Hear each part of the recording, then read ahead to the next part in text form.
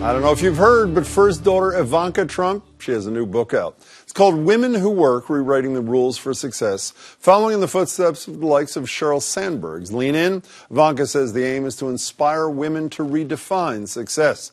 The eldest Trump daughter has been building her brand as a champion for women throughout the campaign, most notably during her well-received speech at the Republican National Convention. Policies that allow women with children to thrive should not be novelties, they should be the norm. Gender is no longer the factor creating the greatest wage discrepancy in this country. Motherhood is. Her father, the president, seemed to embrace her plan for 6 weeks of paid maternity leave. And more recently, she's been pushing her child care tax benefit plan in Congress, though it didn't make it into President Trump's own tax plan. So, is Ivanka really the new national icon for women? Joining me to discuss are three local female icons. Jennifer Nassour, founder of Conservative Women for a Better Future and former chair of the state Republican Party. Hey there. Hello. Shirley Leung is business columnist at the Boston Globe and a GBH contributor. Hi, Shirley. And Jessie Mermel, former communications director, trying to control herself, and director for Governor Patrick. Let me start with you. Mother of three, successful businesswoman, key advisor to the president. Is she a new feminist icon? Not for me. Why not? Because call me when she starts talking the talk, not just walking the walk. You know, this is a woman who is backing a plan from the President of the United States that has, you know, a paid family leave plan that would be revolutionary if we were in an episode of Mad Men, but these days is just pure retro, who's backing a guy who doesn't understand that his immigration policy hurts women,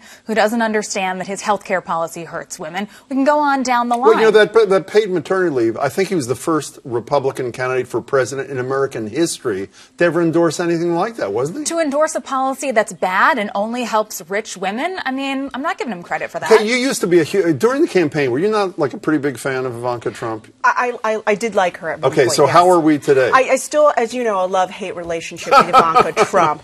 But yes, I have some issues with Ivanka Trump. But she What are is. they? But she is. I was going to say no. I feel like she is a moderating influence in the White House, and she is not the best spokeswoman for feminism. She was born rich, born billionaire. She was born into. She got her job through her family. I mean, when Ted Kennedy was born rich, and Ted Kennedy was seen as a working class hero. But I feel like she is our best shot for women for that is the maternity most leave. depressing thing I've ever She is though. She is. That is the Trump. That is the America. That is the America we live in now, though. What do you think of Ivanka Trump as this feminist icon, as she's being, at least some headlines like in the Globe are asking about? So building off of what Shirley said, so no one ever said Kate Hudson didn't get there, you know, and is as successful because of her mom, or Gwyneth Paltrow because of her family. And so I think it's really unfortunate to say just because she has money and got lucky in the family lottery that she didn't do it on her own. She does have her own brand. She is a working mother. She is trying to do it all and is out there saying, I'm still trying to, I mean, look, yes, is life easier for Ivanka than it is for many other women? Absolutely. But I don't think we can take that away from her. Speaking of her own brand,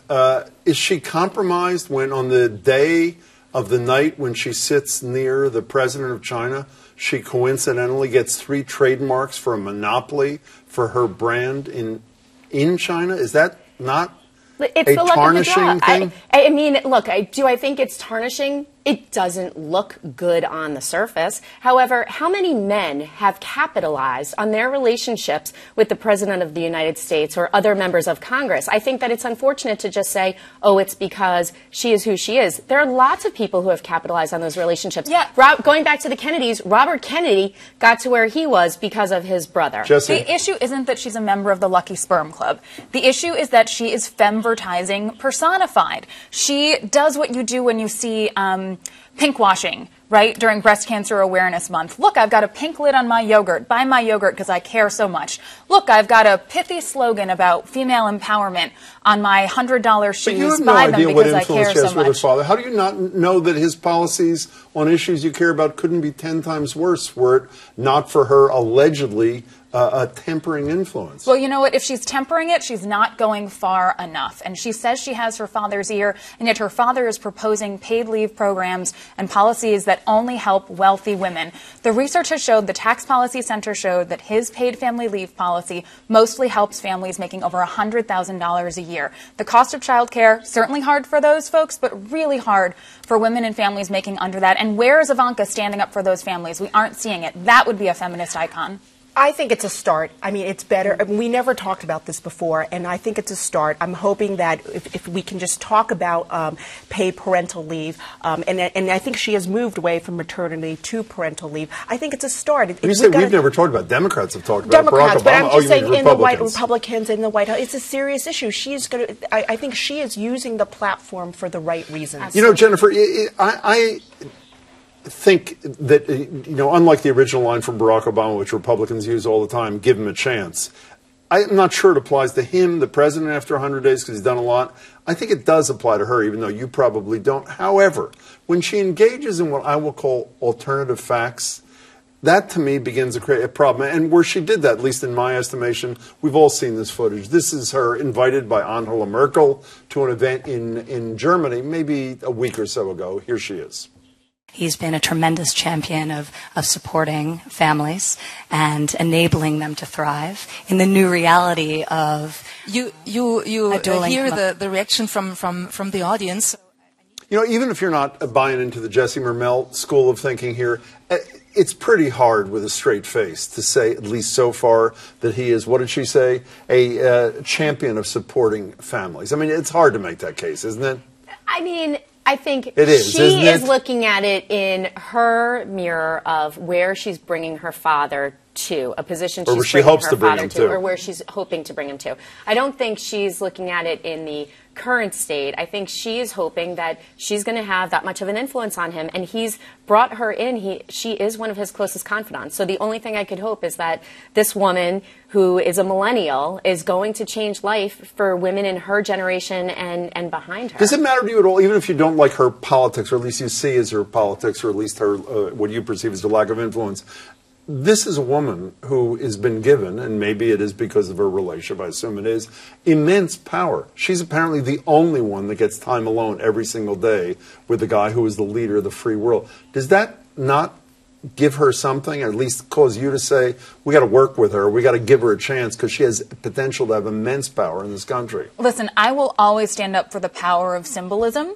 I think it is great for young girls to watch the TV and to see Ivanka, because she's a woman, in the Oval Office, clearly having access to power. It's the same way I feel about Jane Swift when little girls take a tour at the State House and they see Jane Swift's portrait and it's someone who looked like them, or Deval Patrick. Governor, yeah. You know, that is a big deal. So I give her credit for that, and it's not that I wouldn't be willing to work with her. It's that I am very disappointed for someone who claims to espouse these values, appears to espouse them in a very, very narrowly defined way. I was going to ask you all, particularly Jessie, if you were troubled by this article in Newsweek that says, is she the new Hillary Clinton? Because I don't think you can handle this. But speaking of Hillary Clinton, last night Hillary Clinton emerged yet again. Here's a little piece of what she had to say. I was on the way to winning until the combination of Jim Comey's letter on October 28th and Russian WikiLeaks raised doubts. I'm now back to being an activist citizen and part of the resistance. Forget the second half for a minute. Is that first half of what she said it to Nick Kristof, too, when she did that event a couple of weeks ago. Is her revisiting what happened on November 8th and saying she would have won were it not for Comey, were it not for the right? Is that helpful for the future of your party?